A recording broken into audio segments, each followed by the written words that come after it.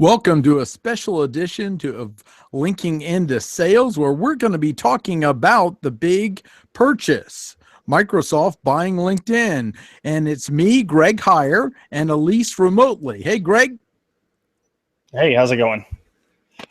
So, pretty exciting news that to see Microsoft come out and purchase LinkedIn, make the acquisition. It happened not too long ago, just a couple weeks ago. We figured we kind of let the news settle down, let the analysts get out there and spread their word and their speculation about the whole entire purchase, and they kind of come back and do a little bit of analysis on it, and maybe from there we can kind of predict a little bit about what could possibly feature with LinkedIn and Microsoft and what they're going to do with it.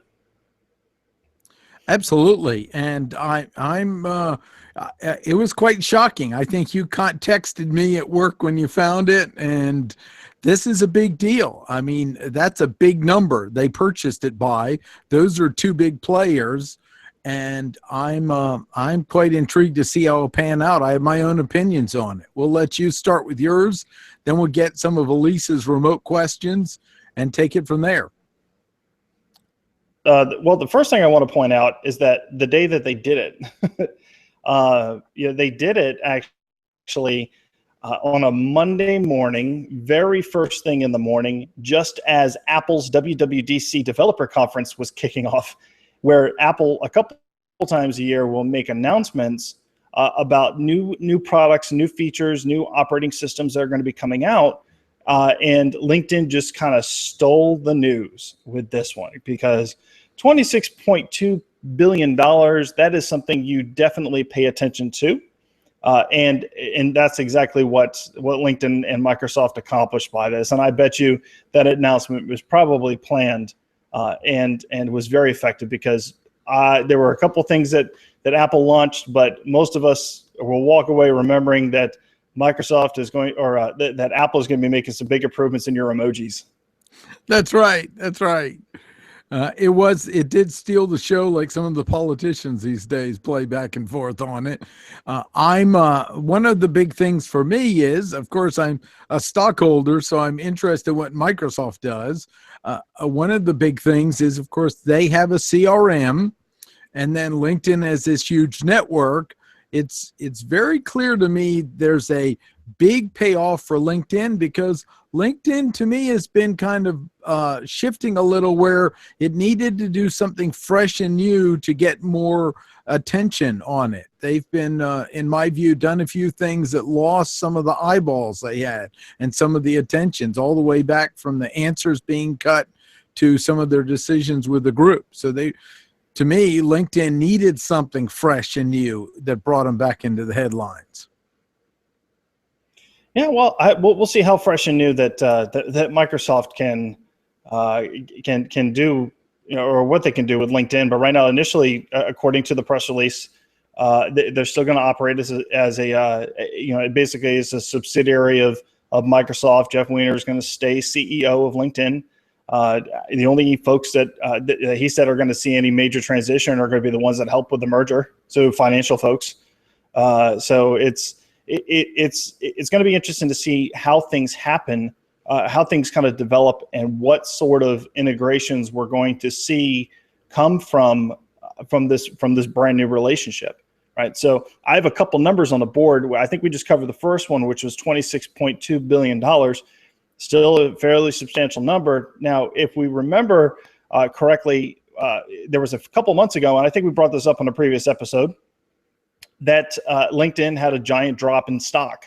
Their stock value cut in half. It was actually, I think it was third quarter results or something along those lines, and they had saw a decrease in monthly active users, which is not good for LinkedIn. They also saw a decrease in active users within groups, which we have talked about, and I think that some of that helped drive down the price, which made LinkedIn even more attractive as an acquisition target. So actually, one of the potential targeters was Salesforce. That Salesforce had actually considered making a bid. Never really anything official, but they did say that we considered making it. But actually, at that time, LinkedIn was just too expensive. They didn't have enough cash in the bank. Now, if I remember correctly as well, Salesforce actually made an acquisition because Salesforce likes to buy data, because if they can buy data, they can add additional services into their CRM, and they can sell that back to their customers because they're one of the world's largest CRM providers. They actually bought, I think it was Jigsaw, and integrated that data, some of it made it easy to get into your CRM and verify contact information and things like that. Now, Salesforce and LinkedIn, that would have made a great match. But like you mentioned, Microsoft has Dynamics, which is another very popular CRM for those who are Microsoft-run businesses. Now, can we see a potential relationship there? I think so. I think we're going to see it. I think we're going to see Salesforce get a little disrupted by this. They're probably a little bit concerned, maybe a little bit, but Microsoft does need to get their CRM more prevalent in the market. It's not number one, but it's still a substantial platform. And I think by integrating LinkedIn to it, as well as a couple other products like Office 365, connecting that your LinkedIn data and your contacts there into Office 365, we could see some disruptive changes actually even within organizations that are handling customer support calls or making business-to-business sales. So it could be really interesting.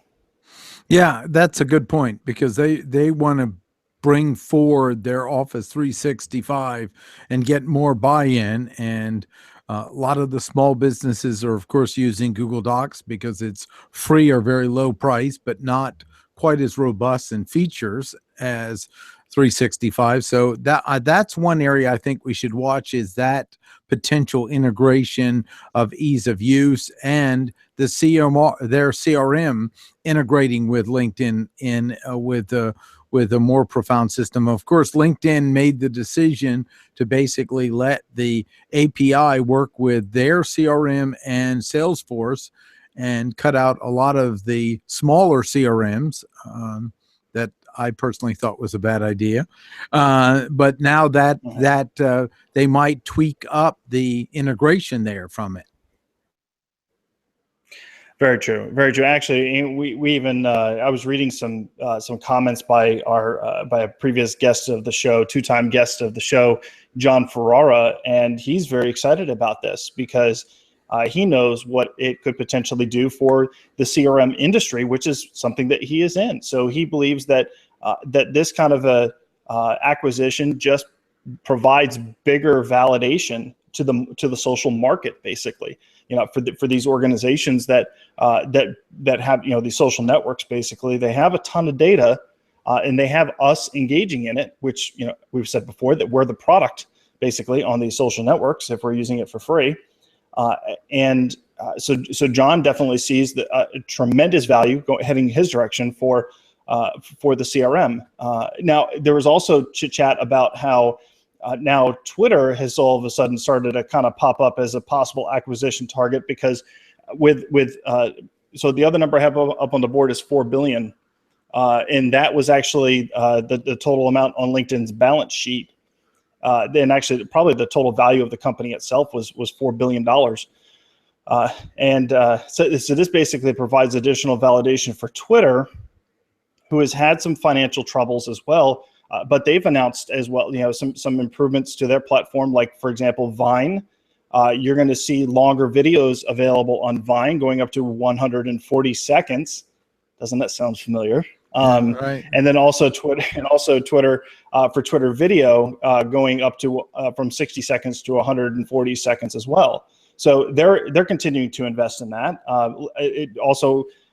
Twitter, it came out that Twitter had invested $70 million in SoundCloud, which is a music hosting service usually for independent producers. You can find some podcasts out there as well, but those who want a place to take and host and embed their music and their content in other locations, there's an investment there. So there's a lot of money moving around right now inside social, and there's a lot of validation there. So I think I'm really excited about what's going to be coming from all this. So, well, the other thing is the possible challenge of this, or the downside is I think LinkedIn needs to get a lot closer to the users and the world and what the needs are to get more eyeballs on it.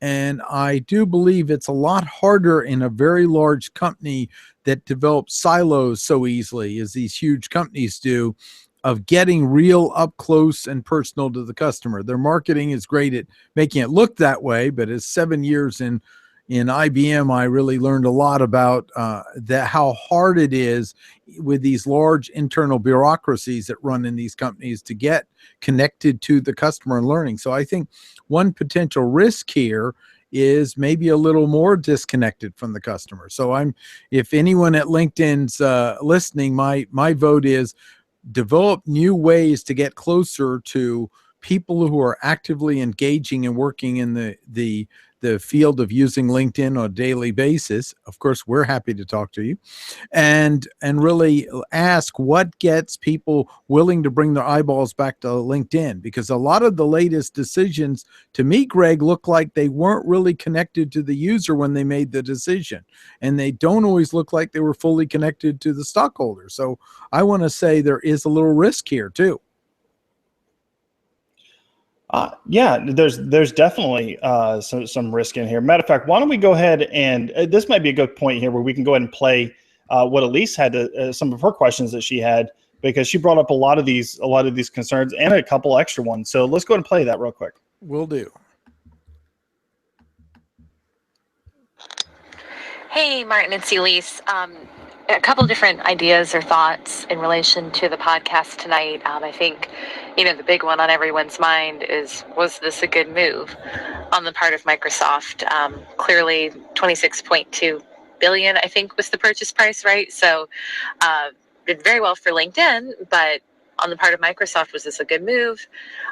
In comparison to some of their other recent acquisitions, which haven't gone very well, why might this one be different? Why would this one be better and be a good move for them? I think another interesting point is that less than half of 1% of all of LinkedIn's users are paid users, which is a pitifully low amount. So is there any way to turn that around?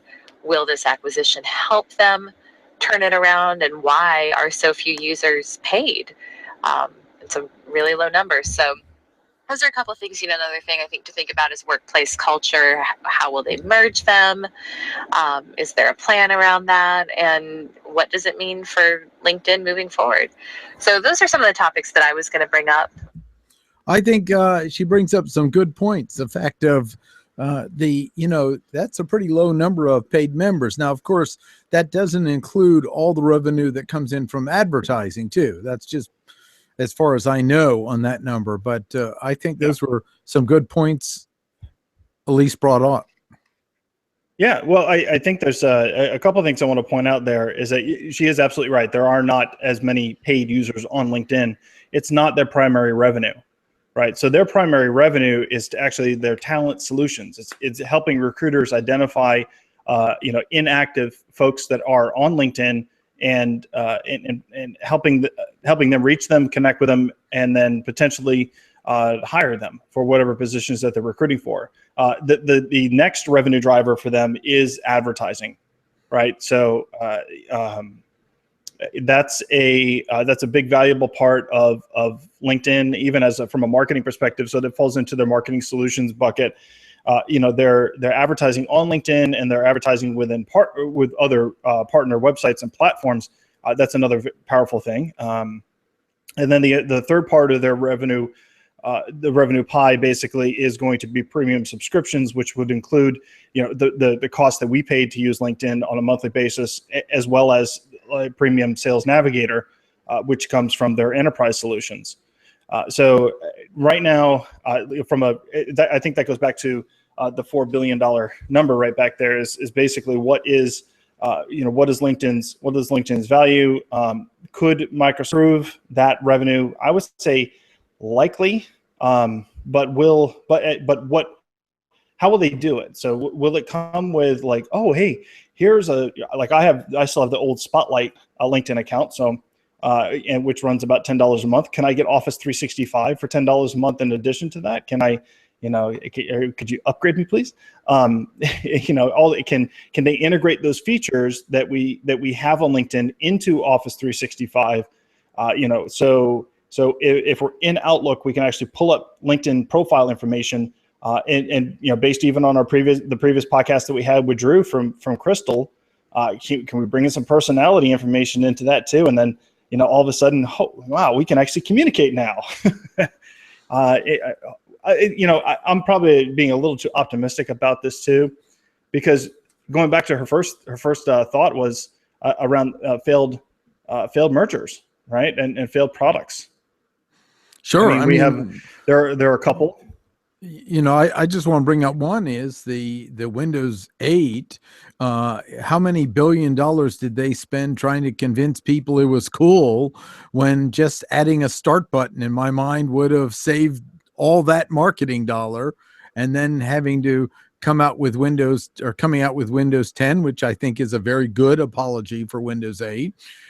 And again, what it showed though is, to me, Windows 8 came out without input from the real customers. From what we can tell, in a tablet base, not thinking about the real world where people are using it on a desktop. So Microsoft's shown a little repeated patterns of losing good judgment in the game and forgetting what worked in the past. And you know what?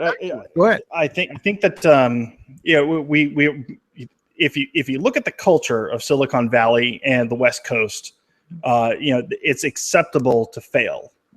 Mm-hmm. Okay, and we learn from how we fail. And you're right. I mean, Microsoft has definitely made mistakes on software releases. Windows 8 definitely was a release. Thankfully, I've never really been a user of that. I've switched to Apple because. For other reasons other than I got sick of working on everybody's computer, but things like I think there's some big ones that have failed, like Nokia, mm-hmm. right? They tried to launch Windows Phone and they bought Nokia. They bought a hardware company, and they really haven't. They ended up dying in the mobile smartphone market, right? Another example where they bought a company, spent billions of dollars on it, and did really nothing with it is Skype. Mm-hmm. Right. So Microsoft owns Skype. They've really done a poor job of integrating it. They make it incredibly difficult sometimes to log in because you have to associate it with your Microsoft account. Hotmail, which was one of their first, it wasn't their first one, but it was a significant play into email. That was a smart acquisition. We learned a lot from the Hotmail acquisition, especially on growth hacking and user growth. But they ended up integrating that into Outlook.com, or what eventually became Outlook.com, which is now part of Office 365. So I think we have to look at these things as like, yes, they have failed. They have failed in the past. They're going to fail in the future. We can only hope and pray they don't fail with LinkedIn, or it may be exactly what everybody wants because LinkedIn has a tendency to play poorly with others, as Giorelli commented back on her episode with us that she did, where she pointed out that their ecosystem is very closed, and we know this. Yeah. Well, I do want to say I'm all for learning from what you're failing. My challenge to Microsoft is they've shown a track record of not learning well from their mistakes or forgetting what they learn.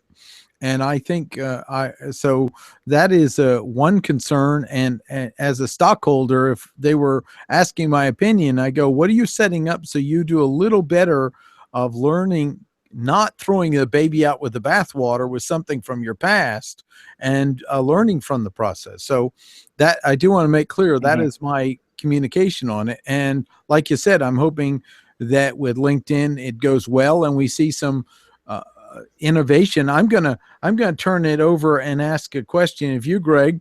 Is if Microsoft came to you and said, you're a LinkedIn user for many years, what do you think we should do first with LinkedIn?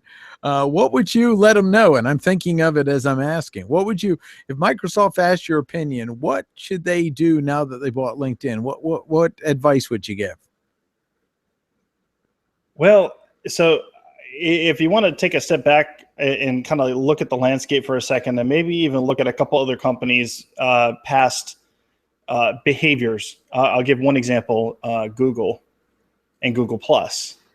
So Google Plus was designed to be a social layer on top of Google's products, and Google has Docs and spreadsheets and all their the Google Drive platform. Very, very similar to a degree, from a product standpoint, pretty similar to Office 365, which was Microsoft's answer to Google Docs because they saw this moving to cloud. We know that Microsoft is a huge competitor in cloud, and so is Google. But now Microsoft actually has a social network, or soon will have one as soon as the deal closes at the end of the year. But they have the social network now, which they can now pull a social layer into their product. So it's a little bit backwards. But if I was going to do that, I would really try.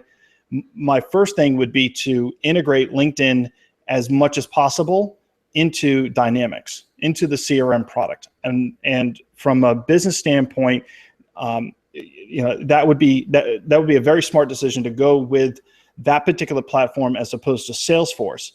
But there's going to be a lot of friction for companies that are Salesforce.com users because they've built processes around using Salesforce. So there's going to be a huge cost of separation going on if people are going to switch from Salesforce over to Dynamics. So first, integrate LinkedIn into Dynamics, get data in there, and then beef up the Salesforce with social selling training from socialselling.training. And then, like that plug. I like that. And then, and then roll out Office 365. And give me let's start with the ability to log in with my LinkedIn account, right? Or be able to take and import my contacts into Outlook and into the web interface on Outlook. I think those sort of things would be very good. And that's probably where I would start. And then from there, I don't know. I mean, we have. I think Outlook 365 is pretty interesting for some of its capabilities, like creating groups and communication groups and things like that. I can see that definitely working well for folks on LinkedIn if they started using it more as a business tool, more as a robust collaborative business tool. LinkedIn also, as a platform, has Lynda, right? So I think that's another big they can piece integrate. Right. So they actually had some slides in the investors meeting, the announcement on that Monday morning, where they actually talked about, here's some mock-ups, and they showed, here's Office 365, and if you needed some help, here's a video from lynda.com on how to do whatever you're looking to do.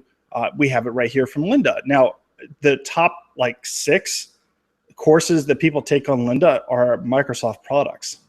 So I think there's a huge opportunity there for Microsoft and LinkedIn to combine their mission on helping improve the white collar education around technology, I guess, and helping to move out of blue collar jobs into white collar jobs, and helping them kind of learn more about technology that's used in business every day. Yeah, and now my answer to this, I think those are excellent. I think we can't underestimate the value of buying LinkedIn, getting Lindy as well, but Lynda, excuse me, Lynda as well. But my piece on it would be, I would tell Microsoft to get permission to go out and talk to a large base of real users on LinkedIn and find out what's working, what hasn't worked, where has LinkedIn dropped the ball over the history. I think they had some really good features they have let go of, and really do their own background study, speaking directly to LinkedIn users, and find out more about what's working, what isn't. Kind of, you do their outside survey. So that's what I would do as someone who just bought it, to get and tell LinkedIn we're going to get it, and then we'll share what we learn with you. That'd be my piece. I think that's good. I think getting out there and talking with their users is important. I believe that the Microsoft does have a culture of doing that.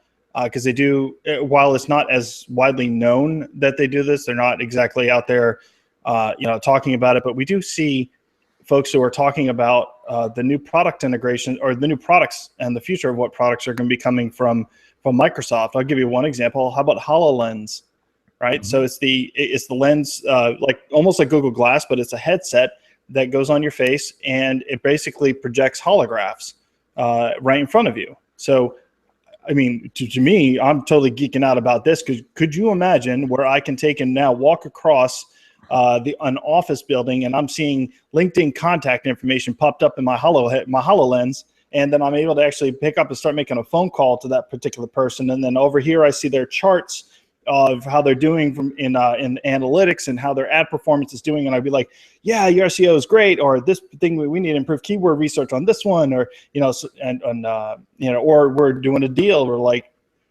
it could be there's so much potential here that it's too early to say what's going to come out of all of this. But I think for today, from where we are until the end of the year, I would say continue to beef up your social selling skills. Okay, if you're in sales and if you're in marketing, continue to beef up your skills and just kind of pay attention to what's going on here, because the industry is getting ready for a tectonic shift with this particular merger, I believe. So, that leads to a really good point and a closing point of us. Greg, do you know where they can get some of those skills? I think this is our chance to wrap up the show with a little shameless ad. oh, shameless, yes. Let's go to socialselling.training.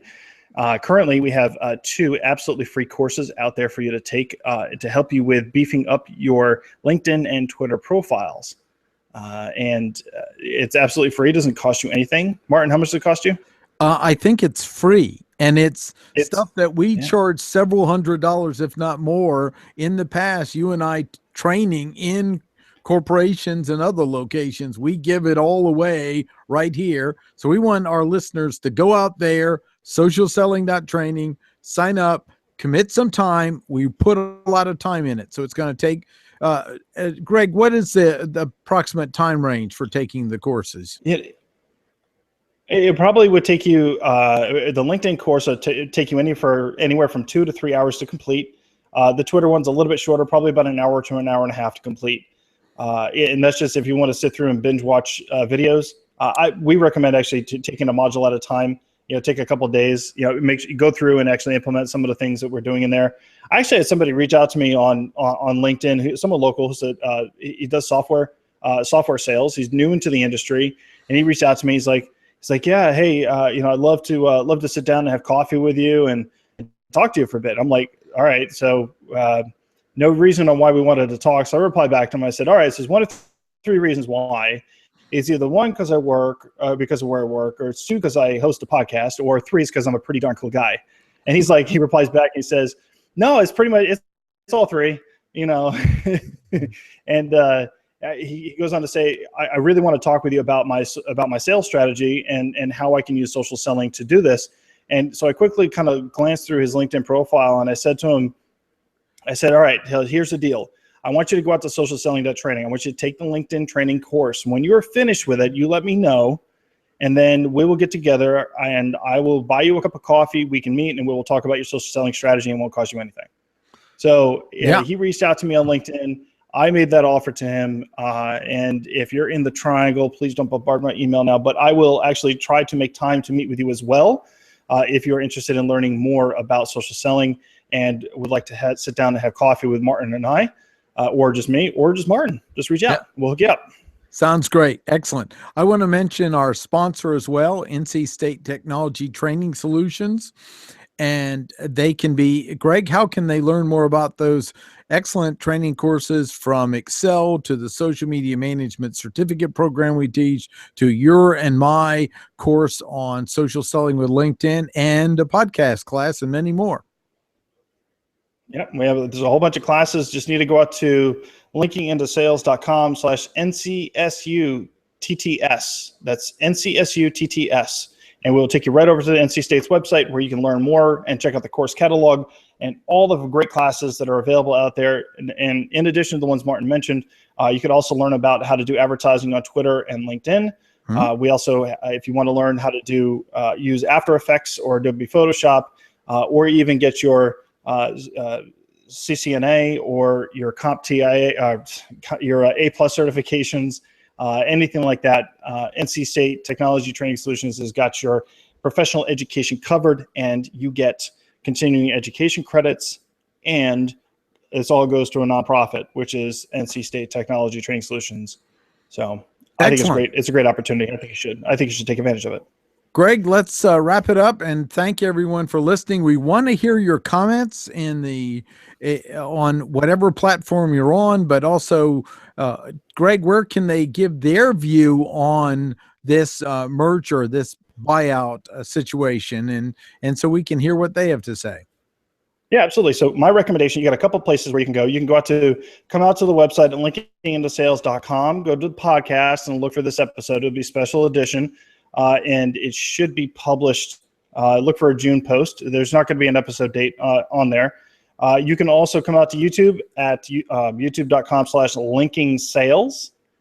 And we'll also post it in the LinkedIn group and on the company page. So if you see the post anywhere, feel free to come in and make your comments. We definitely want to hear from you and see what you guys think. And if don't be afraid to say if you're scared or you're super happy about it.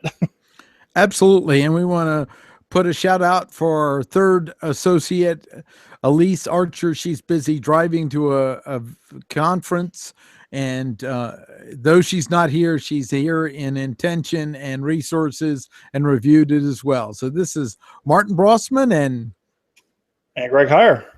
And you've been listening to Social Selling with Social Selling Podcast. You've been listening to the Social Selling Podcast with Linking into Sales.